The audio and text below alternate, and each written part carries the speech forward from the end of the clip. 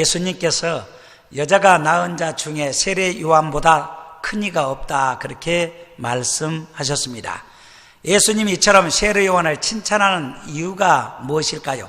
세례 요한은 보통 사람이 생각할 수 없는 사명과 소명의식을 가지고 살았던 인물입니다. 그는 예수님의 배경이 되는 것, 즉 예수님의 길잡이가 되는 것, 그것이 자신의 사명과 소명임을 알았던 것입니다. 그리고 그는 그 사명에 또 소명에 감사했고, 그 사명과 소명을 이루었고, 그 사명과 소명을 이룬 후에는 조용히 사라졌습니다. 그는 처음부터 끝까지 한 마음으로, 어떤 마음으로? 한 마음으로 자신의 사명을 완수했던 것입니다. 그리고 그 사명을 완수하는 것을 기쁨으로 그렇게 삼았던 것입니다. 그래서 누가복음 1장 15절에 보면은 이렇게 하나님 말씀합니다. 이는 그가 주 앞에 큰 자가 되며 라고 말씀합니다. 여기서 우리가 기억할 것이 있습니다. 주 앞에서 큰 자라는 말씀입니다.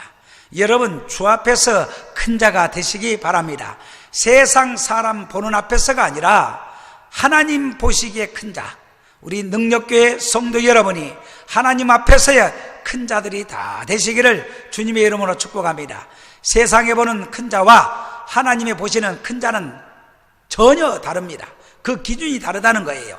세례 요한은 태어날 때부터 주 앞에서 큰 자가 됐던 것이 아니에요.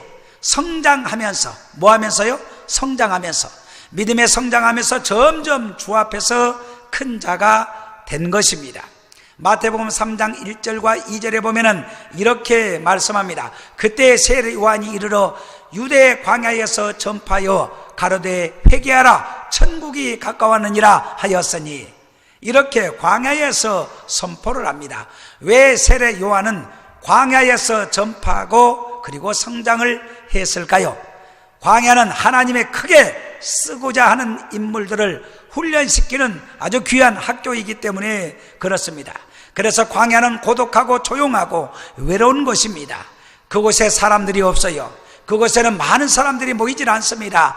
마치 개척한 교회의 성전에 성도들이 없는 것과 같습니다. 그래서 광야는 힘든 곳이고 또 어려운 곳입니다. 그러나 그곳에서 하나님을 만날 수 있다는 것을 여러분 잊지 마시기 바랍니다. 광야에 있을 때 하나님의 말씀이 그 위에 임하기 때문에 그렇습니다.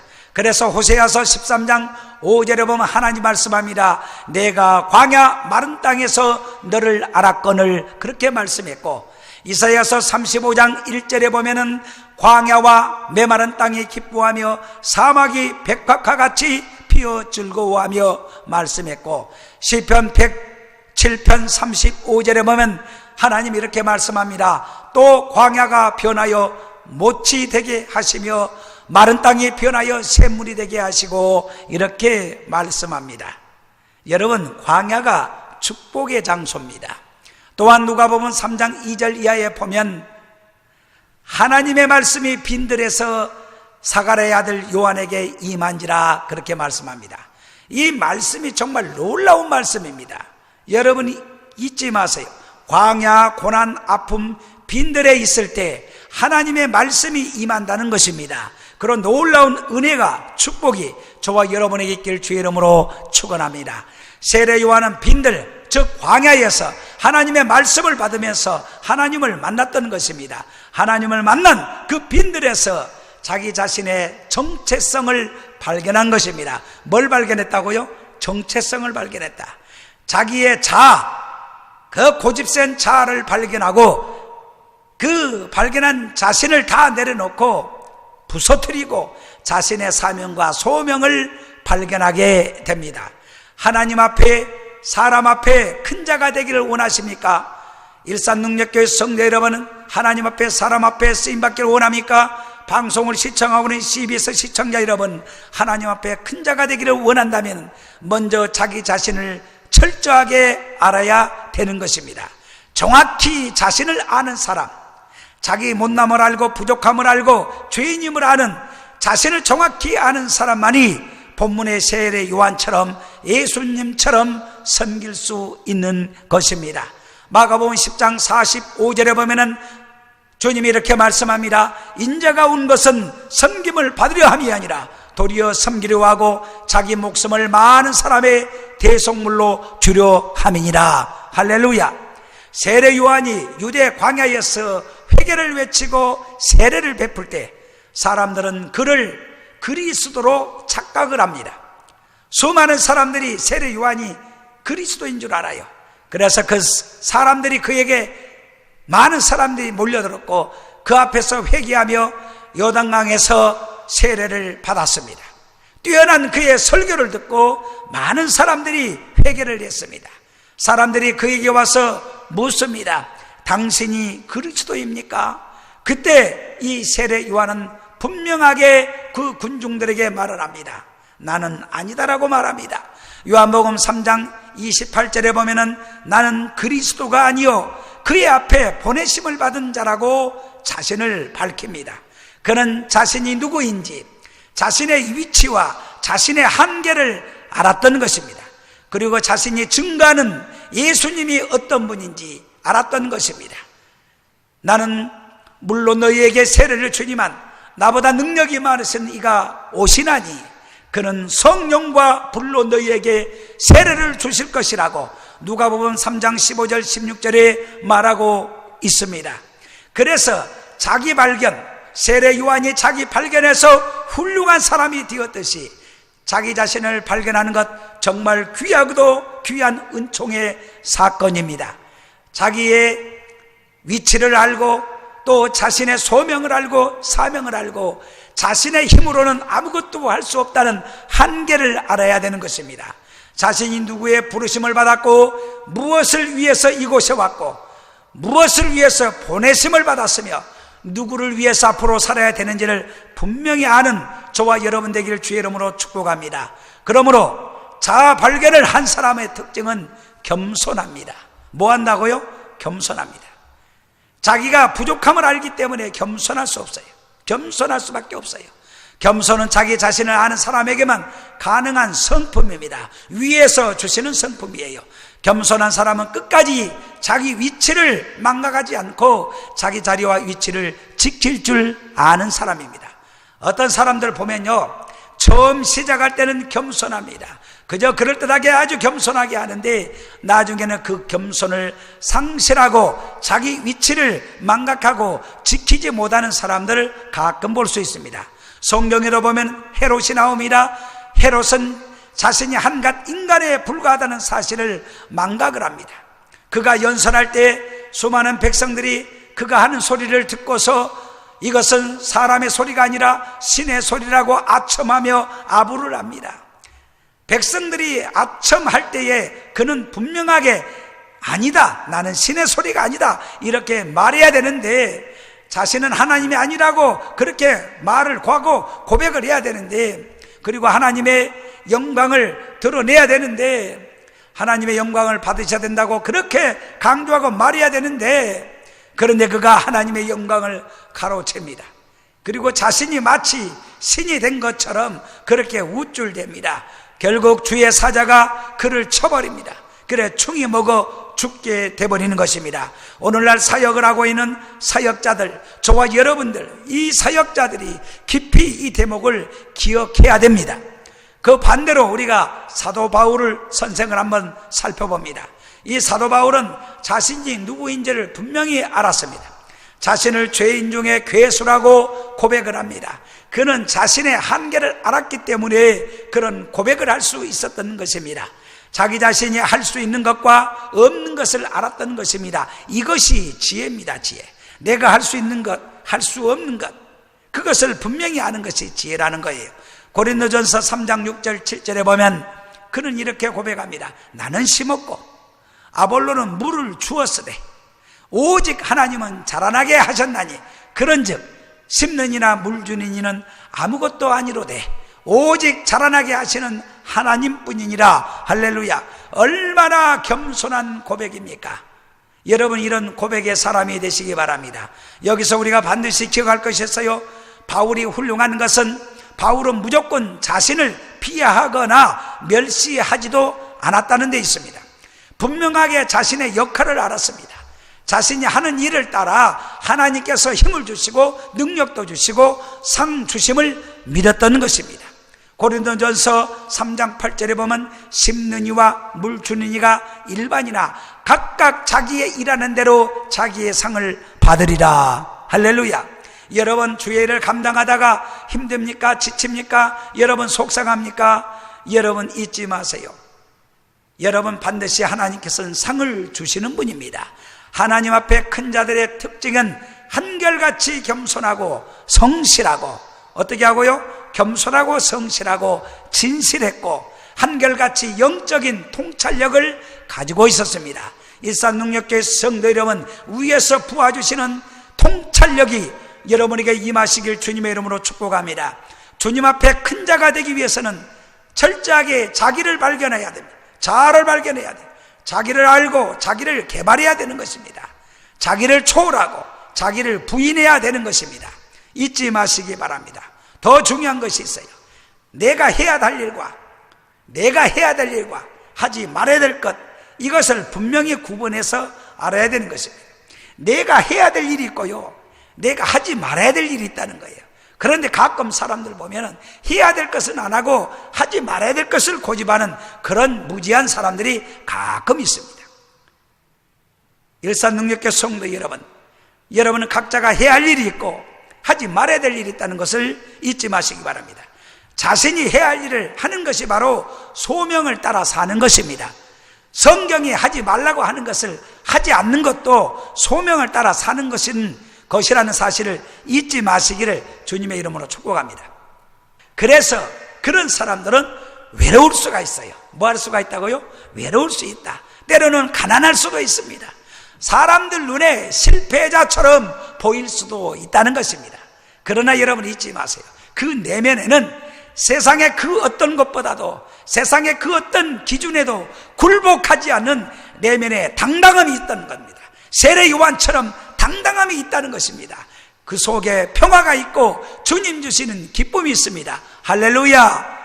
오늘 본문에 나오는 세례 요한 같은 모습, 우리 일산능력교 성도 여러분, 저와 여러분이 이 세례 요한 같은 그런 당당한 모습으로 살아가시길 주의 이름으로 축복합니다.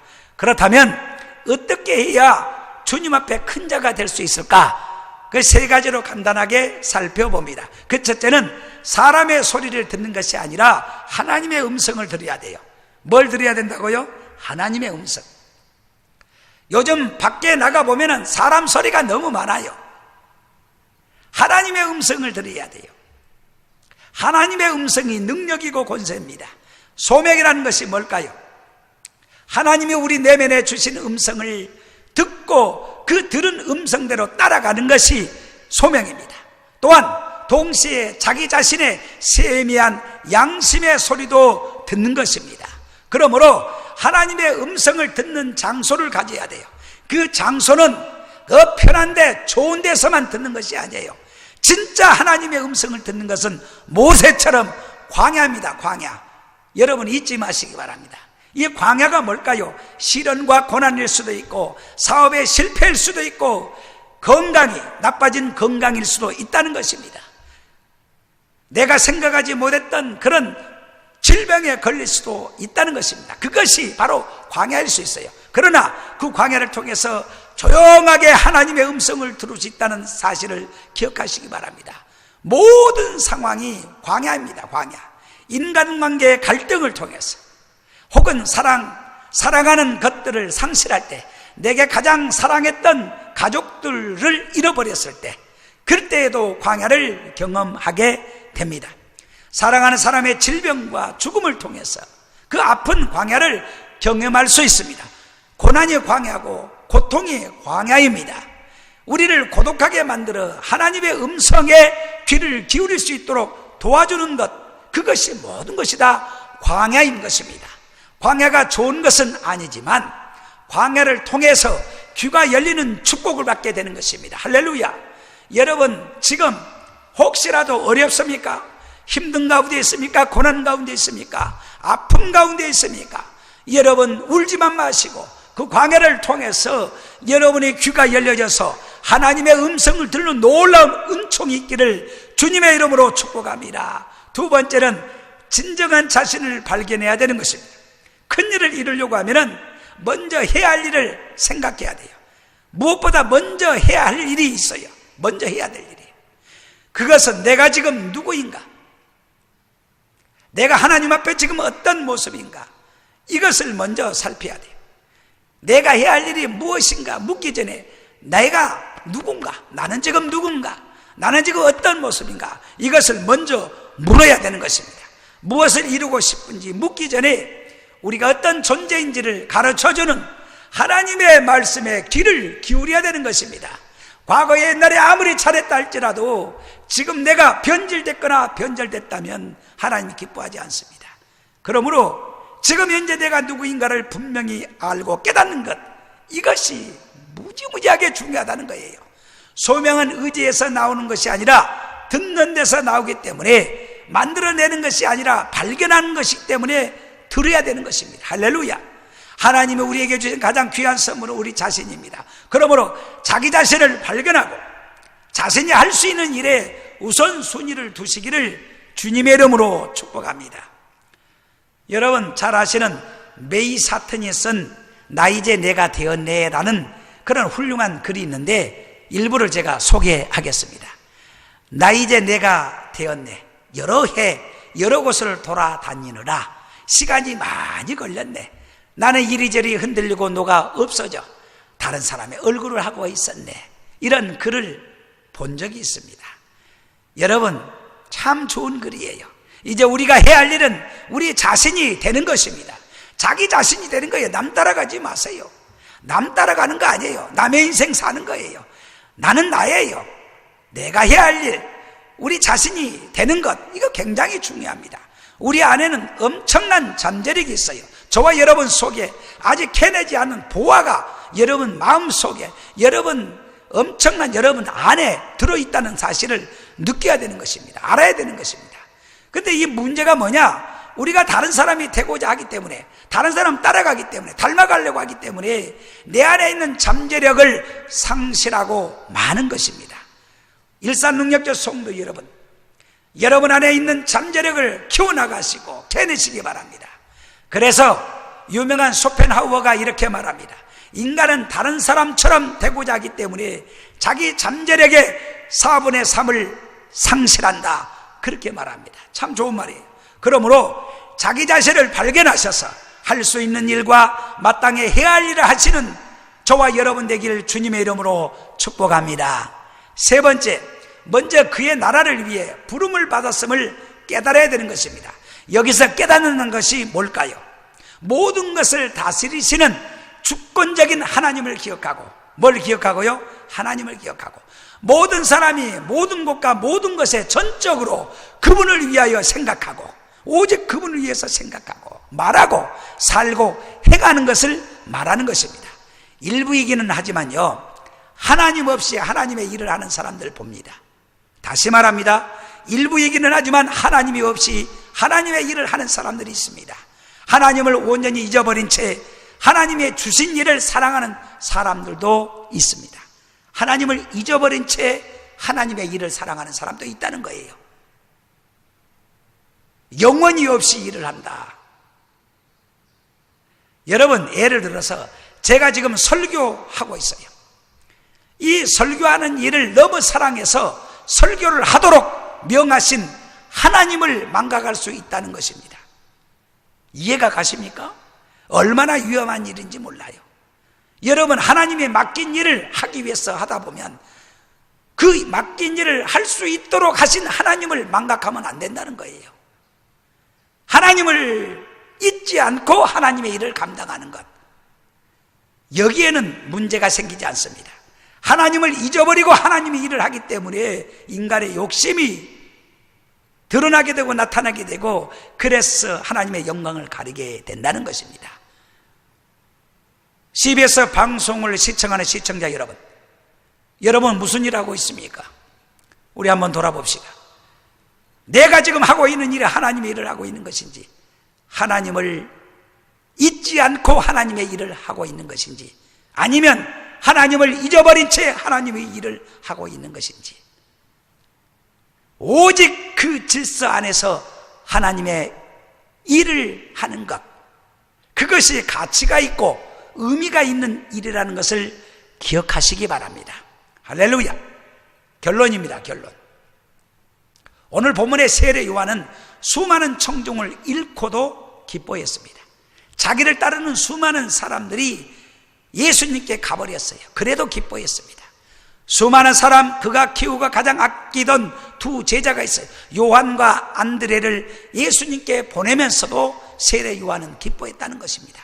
어떻게 그것이 가능할까요, 여러분? 자기를 알았기 때문에 그래요. 분명히 자기를 알았기 때문에 그것이 가능합니다. 목회 현장에서요, 가장 가슴 아픈 일은 아끼는 교인이 떠나는 것입니다. 더 훌륭하고 크고 좋은 교회로 갑니다. 목회자를 찾아 떠나갑니다. 거기서 끝나지 않고 이 개척교회의 부족한 시설을 지적을 하고 개척교회의 어떤 없는 부분을 말하며 갈 때는 가슴이 저리고 기쁨이 사라져 버릴 때가 있습니다. 그러나 세례 요한은 달랐습니다. 그가 가장 사랑하는 그러한 회중이, 그는 사람이 아니라 하나님이 바로 회중이고 청중이라는 것을 알았기 때문에 그렇습니다. 그는 하나님을 알았어요. 사랑하는 성도 여러분, 잊지 마시기 바랍니다. 하나님이 우리를 보고 계십니다. 진정 큰 자는 하나님 앞에 사는 사람입니다. 어떤 사람이라고요? 하나님 앞에 사는 사람. 수많은 회중에게 향한 마음을 오직 최고의 회중이며 최후의 회중이신 하나님 마음 앞에 삶을 살아갈 때 진짜 참된 큰 자가 되는 것입니다. 일상능력교회 사랑하는 성도 여러분, 저와 여러분은 사람의 인기나 평가보다 하나님의 눈을 의식합시다.